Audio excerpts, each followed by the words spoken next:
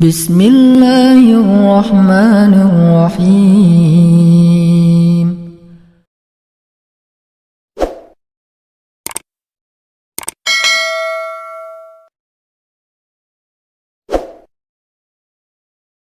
Hari ini kita masih di ayat yang 183, bagian terakhir dari paparan Quran surah kedua Al-Baqarah, ayat 183 tentang ayat puasa.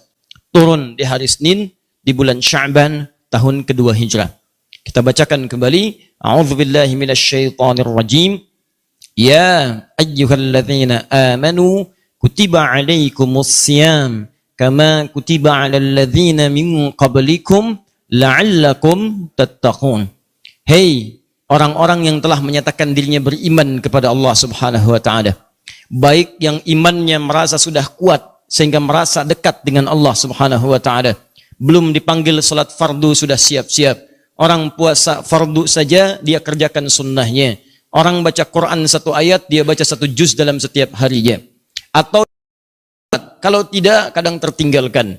Kalau pengen baca Al-Quran, baca. Kalau tidak, yang lainnya kemudian dihabiskan waktu untuk mengerjakan di luar Al-Quran.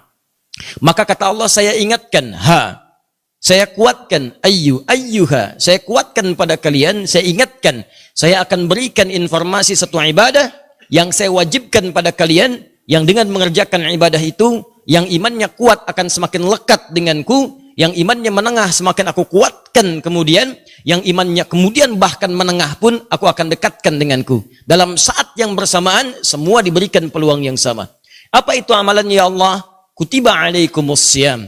Mulai detik ini, aku akan wajibkan pada kalian untuk menunaikan ibadah puasa. As-syiyam. Puasa ini bukan puasa biasa. Bukan sekadar menahan dengan bahasa saum ketika diungkapkan. Bukan menahan biasa, tapi puasa yang ada aturannya, puasa yang ada ketentuannya, puasa yang ada keistimewaannya. Ya Allah, apakah kami saja yang puasa? Tidak. Kalian harus buktikan lebih baik daripada orang-orang yang pernah puasa sebelum kalian. Kama kutiba 'alal ladzina min qablikum. Sebelum kalian pun ada yang puasa. Jadi kalian akan merasa ringan karena ada persaingan dalam ibadah. Buktikan kalian lebih baik dibanding umat-umat sebelumnya. La'allakum tattaqun, aku siapkan ibadah puasa ini supaya kalian bisa meningkatkan takwa kepadaku. La'allakum, tapi ingat tidak semua yang puasa itu akan mendapatkan nilai takwa di sisiku kecuali orang yang sungguh-sungguh dan serius dalam menunaikannya. Tattaqun, ya Allah, seperti apa gambaran orang yang sungguh-sungguh, yang serius berhasil meraih derajat takwa itu? Itulah yang coba kita jawab dengan menjelaskan bagian terakhir di ayat ini dengan kalimat tattaqun.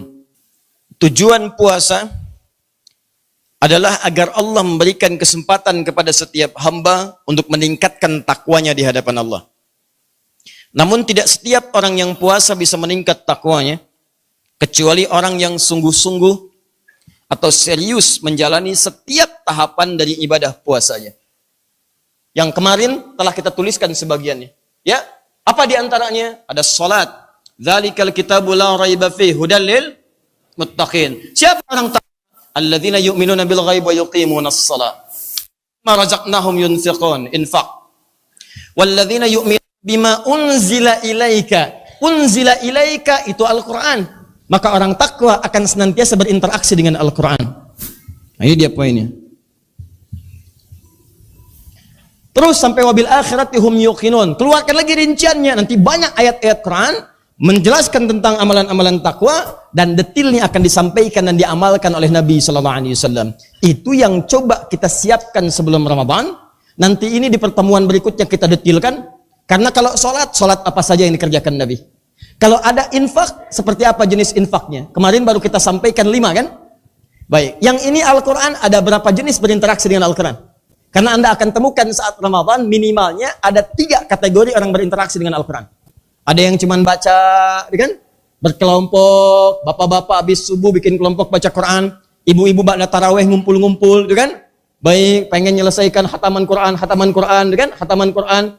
Ya, ada yang sekali hatam, 2 kali hatam, 3 kali hatam. Ada yang mencoba menggali tafsirnya. Ya, selama ini baca Quran cuma nggak paham isinya. Saya mau pengen selama Ramadan paham aja dulu juz amma baca terjemahannya. Nah, mana yang paling utama antara baca dengan tilawah, dengan memahami isinya?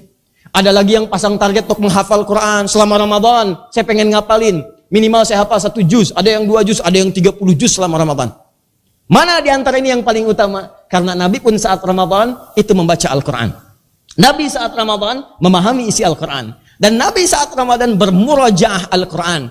Dan bahkan setahun sebelum wafatnya, atau di hari akhir wafatnya, di tahun itu Nabi bermurajaah sampai dengan 2 kali khatam Al-Quran.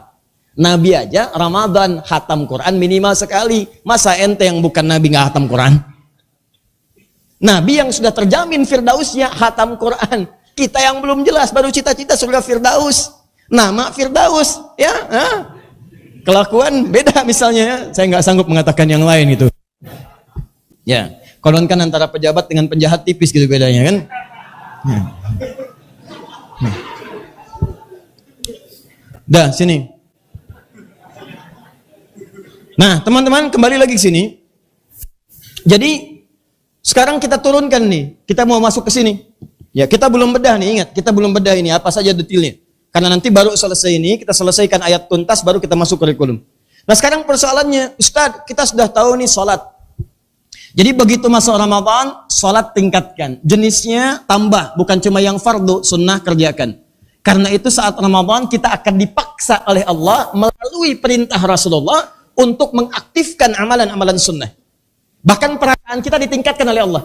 Seperti saya tekankan pekan lalu, perasaan kita tuh dibuat beda. Makanya saat Ramadan jangankan sholat fardu, Anda ketinggalan sunnah bisa gelisah.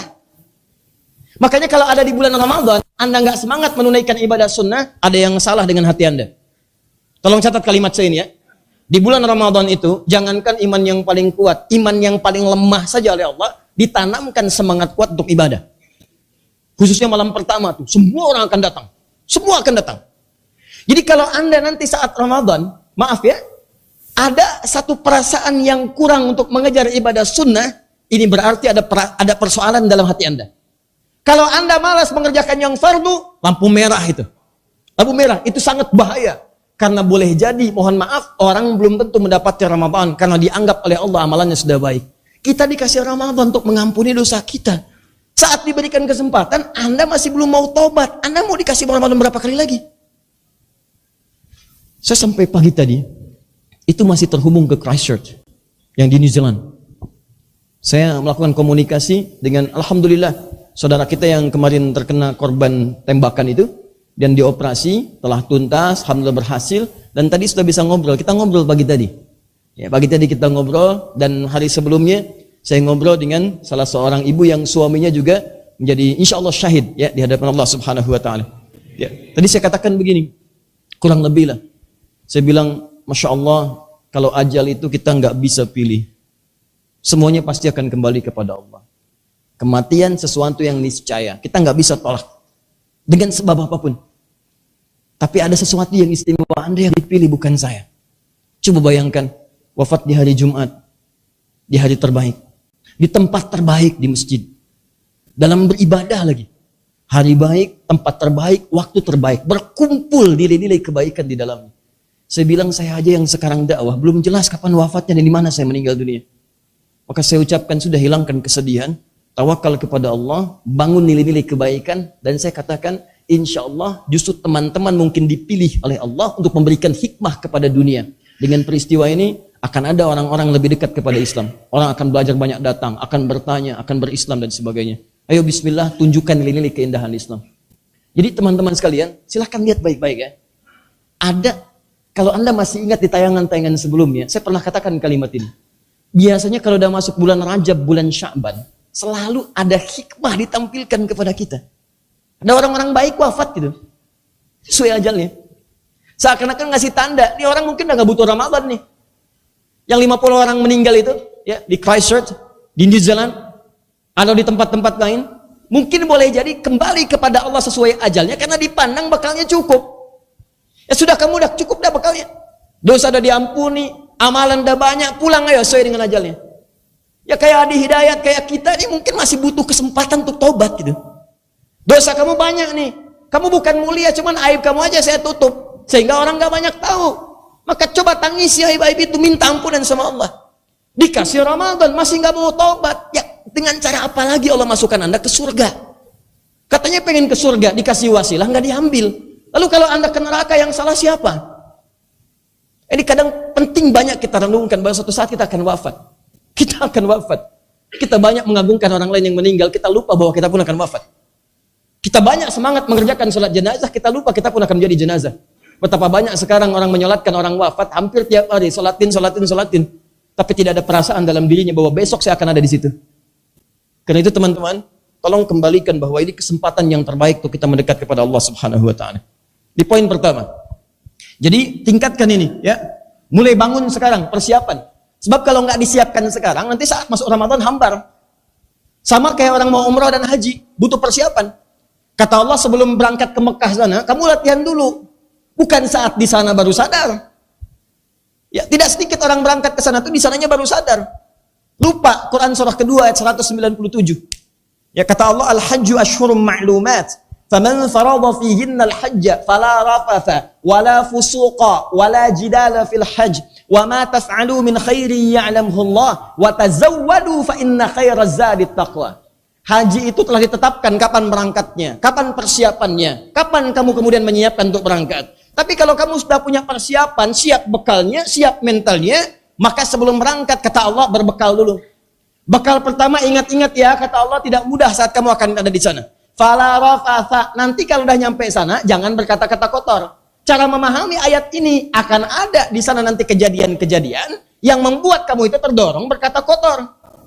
Orang kumpul banyak, tiba-tiba lagi tawaf, ya padatnya luar biasa, samping kanan hitam, samping kiri orang besar, kejepit tiba-tiba, ya begitu kejepit sama yang hitam, nggak keluar kata-kata yang tidak menyenangkan. Non syahidung, misalnya, yang paling aneh yang dicela pun nggak tahu kalimatnya apa. Yang satu pakai bahasa Sunda, satu pakai bahasa Afrika. Kan dua-duanya nggak ada manfaatnya. Rafas, wala fusuqa, jangan berbuat yang menyimpang. Orang tawaf dia bawa gunting, subhanallah, depan kemudian kiswah gunting. Nah, itu kan fusuk. Wala jidal, jangan banyak bertengkar saat haji. Ayo coba lihat, berapa banyak keluarga yang nyampe sana cuma bertengkar kerjaannya. Berapa banyak suami istri nyampe sana cuma ribut nyampe ke Mekah. Kalau di Mekah aja ribut, di mana lagi Anda mendapatkan ketentraman di muka bumi ini? Coba lihat. Wa tazawwadu, silahkan cari bekal kata Allah. Wa ma taf'alu min khairi ya'lamuhu Allah, kerjakan yang baik-baik. Wa tazawwadu fa inna khairaz zadi taqwa. Berbekal sebelum berangkat, bekal takwa, kumpulin takwa. Sama persis. Rukun Islam yang keempat, puasa. Sebelum masuk Ramadan, berbekal dulu supaya siap nyampe sana. Yang kelimanya haji umrah. Sebelum berangkat, siap-siap dulu. Makanya kalau orangnya sebelum haji, sebelum umrah, rajin sholat, tahajud bangun, rajin baca Quran, auranya sudah nampak. Begitu nyampe di Mekah, yang dipengenin cuma sholat, baca Quran. Itu. Jadi kalau orang nggak punya persiapan, nyampe sana, yang dikejar, kurma, gamis lagi, mall lagi. Alhamdulillah, Allah memberikan kelapangan pada saya. Hari ini sholatnya begitu lapang. Di mall. Kan di masjid, jauh-jauh nyampe sana. Sholatnya di batas mall, dikirain batas masjid. Kasih garis merah. Sama persis puasa. Kumpulkan. Begitu masuk ke Ramadan, maka kita sudah siap. Anda hadir di dalam Ramadan. Dan siapnya itu, karena angkat sungguh-sungguh, Anda pertahankan itu. Sampai akhir Ramadan.